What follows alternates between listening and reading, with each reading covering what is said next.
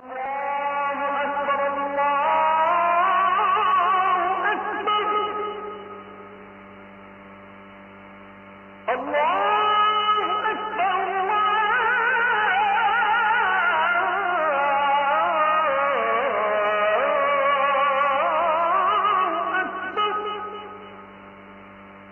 রোজার মধ্যে স্পেশালি হাত তুলে নিজের স্ত্রীর জন্য, বউয়ের জন্য কারা কারা দোয়া করছে? আবার যাদের বিয়ে করেননি তারা হাত তুলেন না। আবার আমরা এতগুলা লোক 20 জনও হাত তুলতে পারি নাই।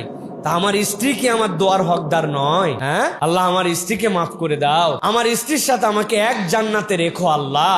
আল্লাহ ওর বাপ মাকে মাফ করে দাও, ওর নানা নানিকে মাফ করে দাও আল্লাহ। আমার কোনো আচরণ দ্বারা যদি আমার স্ত্রী মনে কষ্ট পায় আল্লাহ, ভুলে অনেক সময় বলে ফেলছি, পুরুষ মানুষ আমাদের রাগ হয়ে যায়, ইনকাম করি কষ্ট করি, আল্লাহ এটা আমাকে ক্ষমা করে দিও, আমার স্ত্রীকেও আমাকে ক্ষমা করে দেওয়ার মতো তৌফিক দাও আল্লাহ। আমি যদি তার আগে মারা যাই সেজন্য আমার চারিত্রিক সার্টিফিকেটটা দিতে পারে আল্লাহ। আমার অনেক রোগ ছিল, অনেক খারাপ দিক ছিল, কিন্তু আমি দুশ্চরিত্র ছিলাম না, সে ছাড়া অন্য কোনো মহিলার সাথে কোনোদিন মিলিত হই নাই আল্লাহ। সে যেন আমাকে এই সাক্ষ্যটা দেয়, তুমি তাকেই বুঝ দিও আল্লাহ, আমাকেও আল্লাহ ভালো স্বামী হওয়ার তৌফিক দিও। এই দোয়া করছেন। উনি যাই করে তাই পছন্দ হয় না, ঠিক কিনা? এই চরিত্রটা ভালো চরিত্র নয়, এই চরিত্রটা ভালো চরিত্র নয়।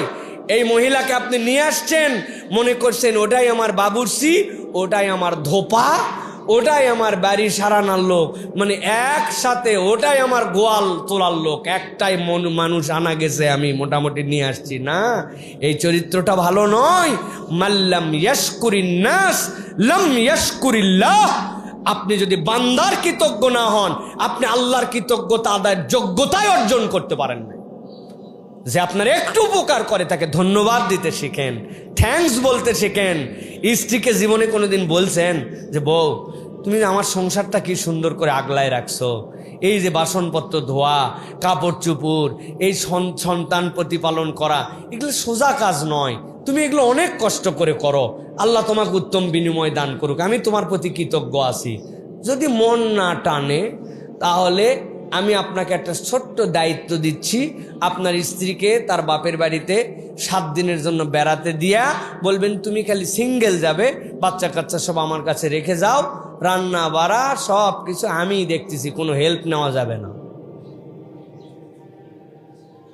নিজেদের দায়িত্বে খালি যদি সেহরি নেওয়া হতো তো 25টা রোজা না খায় সেহরি থাকা লাগতো আপনার।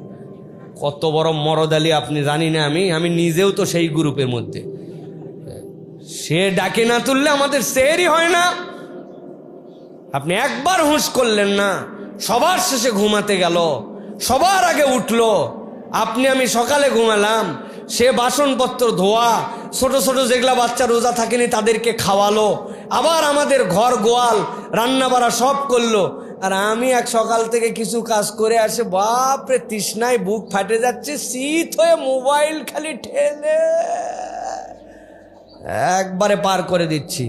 তো উনি তো আপনার কাছে কিছু চায়নি, একটু থ্যাংক ইউ তো বলতে পারি, একটু ধন্যবাদ তো দিতে পারি, একটু দোয়া তো করতে পারি। কি পিক আপ নিয়ে ঈদগাহে চলে আসছে, অথচ উনারা সকালবেলা পায়েস রান্না করে খাওয়ায়া আমাদের বিদায় দিছে। কি আমি সকালবেলা উঠে আজকে গরম দিচ্ছে, আমার মোজা রেখে দিলাম, মোজা খুঁজে পাই না, আল্লাহর কি কাম, আমি টুপি খুঁজে পাই না, মোজা খুঁজে পাই না। এই মহিলা না থাকলে আমার জীবন বরবাদ। আমি রাখা জিনিস খুঁজে পাই না, আর সে কেমনে জানি খুঁজে পায় আমার জিনিসপত্র। আপনাদের হয় কি না? হয়। তাহলে তার প্রতি আমার কৃতজ্ঞতা কোথায়? খালি ঝ্যাং ঝ্যাং ঝ্যাং ঝ্যাং, খালি রাগ, খালি পিকা পালা কথাবার্তা, খোসা মারা কথাবার্তা। আল্লাহ বলছেন না, এটা ইমানদারের চরিত্র নয়। এই রমাদান থেকে শপথ নিতে হবে যে আমরা আদর্শ মানুষ হব, আমরা অকারণ, বিনা কারণ, বাজে কারণ, শয়তানের প্ররোচনায় রাগ করব না। পারবো ইনশাআল্লাহ।